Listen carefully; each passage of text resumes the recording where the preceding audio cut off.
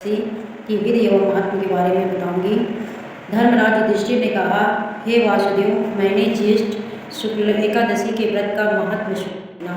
अब आप कृपा करके आषाढ़ कृष्ण एकादशी का नाम तथा उसके महत्व का वर्णन कीजिए।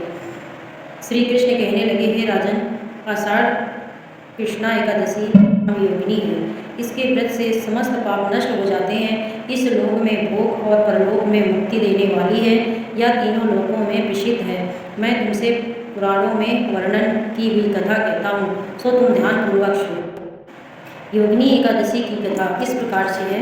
स्वर्णलोक में इंद्र की आकालपुरी नामक नगरी में राजा कुबेर प्रतिदिन शिव की पूजा किया करता था।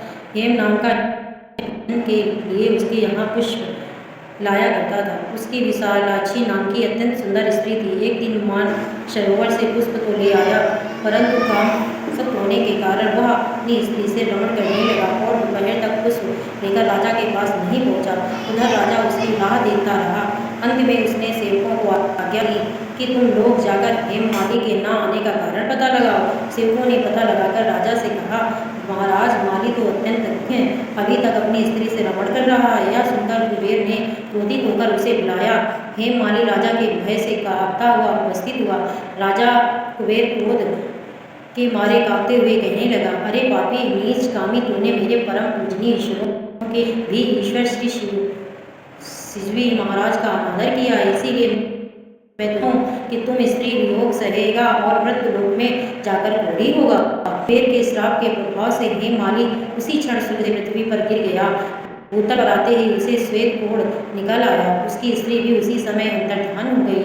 मृत्युलोक में आकर उसने अनेक दुख भोगे। भयानक जंगल में जाकर बिना अन्न और पानी के भटकता रहा। रात्रि को निद्रा भी नहीं आती थी, परंतु शिव की पूजा के प्रभाव से उसके पिछले जन्म की स्मृति का ज्ञान अवश्य रहा। घूमते घूमते एक बार वह मार्कंडेय ऋषि के आश्रम में पहुंच गया तो अत्यंत व्रत और तपशाली थे। हेममाली के चरणों में गिर गया। उसको देखकर मार्कंडेय ऋषि बोले, तूने ऐसा कौन सा पाप किया है जिसके प्रभाव से तू कोढ़ी होने का महान दुख भोग रहा है।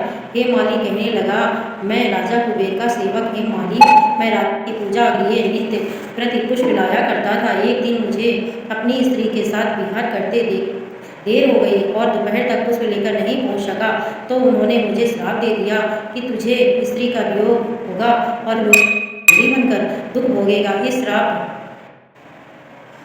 से मैं कोढ़ी होकर अत्यंत दुख भोग रहा हूँ। अतः आप कोई ऐसा उपाय बताएं जिससे मेरा यह दुख दूर हो जाए।